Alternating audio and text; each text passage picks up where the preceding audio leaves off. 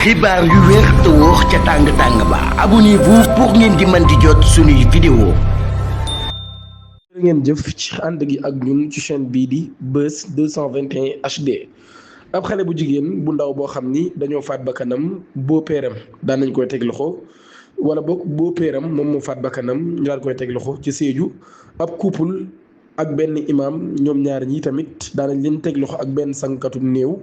loolu yi di ab crime bu doy waar loolu boo xam daan nay am xale bu jigéen bi mi ngi am 14 ans moom mii daal di am ay handicapé physique ak trouble mentaux moom mii nag daal daan nañuy faat bakkanam ci ab coup de plomb lañ ko reyee par son beau-père à Médina Wandefa nekk ci commune bu l'arrondissement de Diaromé dans le département de Bounkiling 5 personnes lañ ci daal teg loxo ci boobee ne mbir bu ñu sukkandikoo ci information exclusive yu Senweb.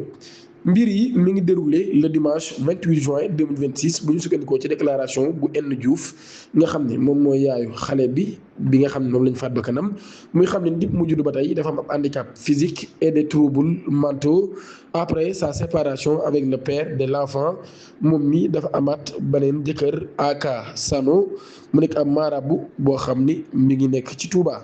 D'après ces déclarations, c'est en son absence que son mari aurait donné la mort à sa fille. À son retour à la maison, il lui aurait relaté les faits.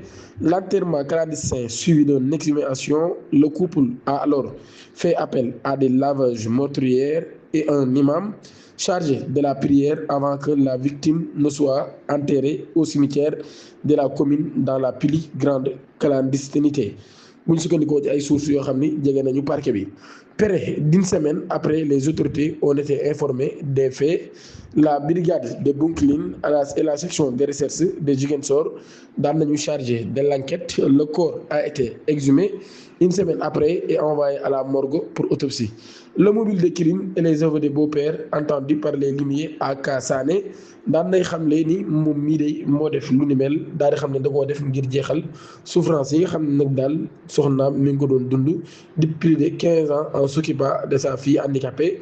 Également muy affirmer avoir agi à la demande de cette dernière qui souhaitait quitter le domicile familial pour le rejoindre à Touba. Il a confessé avoir surpris la fillette dans sa chambre avant de lui asséner 3 coups de pilon au niveau de la nuque provoquant son décès. Des faits confirmés par son épouse N Diouf. 5 personnes déférées au parquet. C'est ainsi que le présumé meurtrier Aka Sano, son épouse N Diouf, l'imam ayant effectué la prière meurtrière et les 2 laveuses meurtrières ont été arrêtés. Tous les 5 ont été déférés ce mercredi devant le procureur de la République près le tribunal de grande instance de Sédhiou.